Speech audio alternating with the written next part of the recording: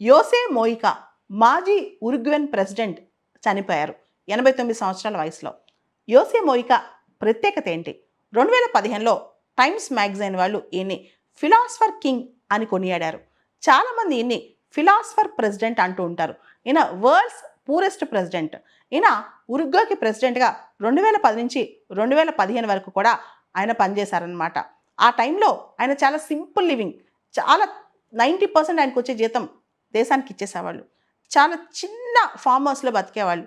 అంతేకాదు చాలా పాత పడిపోయిన కారులో తిరిగేవాళ్ళు. ఆయన తన జీవితంలో తన కోసం అంటూ ఏది లేదనమాట. ఆయన గొరిల్లా ఫైటర్ కూడా. రైటిస్ట్ పాలిటిక్స్ వ్యతిరేకంగా, ముఖ్యంగా క్యాపిటలిజం, అక్యుములేషన్ ఆఫ్ వెల్త్ వ్యతిరేకంగా చాలా పోరాడారనమాట. 13 సంవత్సరాల పాటు ఆయన జైల్లో ఉన్నారు. ఆ 13 సంవత్సరాల్లో చాలా సమయం ఆయన సాలిటరీ కన్ఫైన్మెంట్, అంటే ఆయన విడిగా కన్ఫైన్ చేశారు, ఒంటరిగా ఉంచేశారనమాట. ఇన్ని world's humblest head of the state అంటాం. అంటే ప్రపంచంలోనే ఆయన ఒక సింపుల్ లైఫ్, ఆయన ఒక సాత్విక జీవితాన్ని, మోయికాని వరల్డ్స్ హంబ్లెస్ట్ ప్రెసిడెంట్ అంటాం అనమాట. అంతేకాదు తనకొచ్చే ప్రెసిడెంట్గా ఆయనకు వచ్చే జీతంలో 90% చారిటీకి, దేశానికి, పూర్ పీపుల్కి ఇచ్చేసేవాళ్ళు అనమాట. ఆయన అసమానత్వాలను తగ్గించడం కోసం, మానవతావాదం పెంచడం కోసం చాలా కష్టపడ్డారు. చిన్న ఫామ్ హౌస్లో ఉండేవాళ్ళు.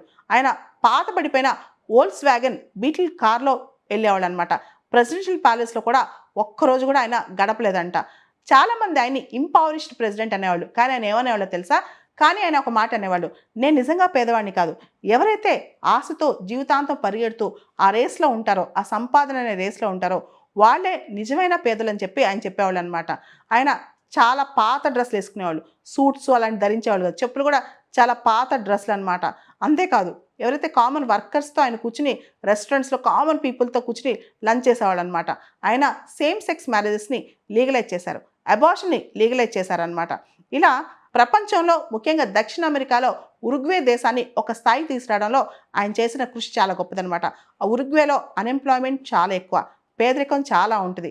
అయినా కానీ ఇవన్నీ దాటేసి ఉరుగ్వేని ఒక స్థాయిలో, ముఖ్యంగా అక్కడ ఇన్కమ్స్ పెంచడం కోసం, పేదరికాన్ని తగ్గించడం కోసం, అక్కడ ప్రజాస్వామ్యాన్ని పెంపొందించడం కోసం ఆయన చేసిన కృషి ఎనదగింది.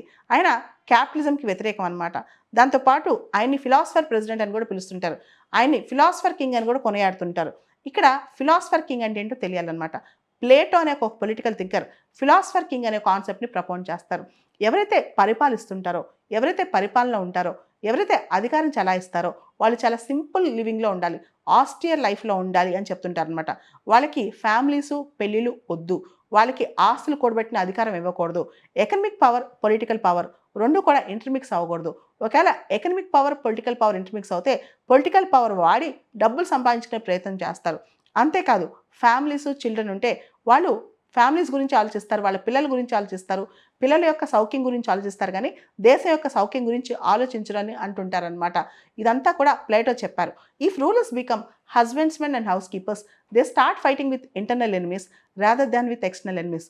పరిపాలించే వాళ్ళు భర్తలుగా, కుటుంబాన్ని చక్కబెట్టిన వ్యక్తులుగా మారితే వాళ్ళు బహిర్గత శత్రువుల కన్నా అంతర్గత శత్రువులతో బాధపడతారు. అంటే గ్రీడ్ కావచ్చు, లస్ట్ కావచ్చు, సెల్ఫిష్నెస్ కావచ్చు, వాటితో బాధపడతారు.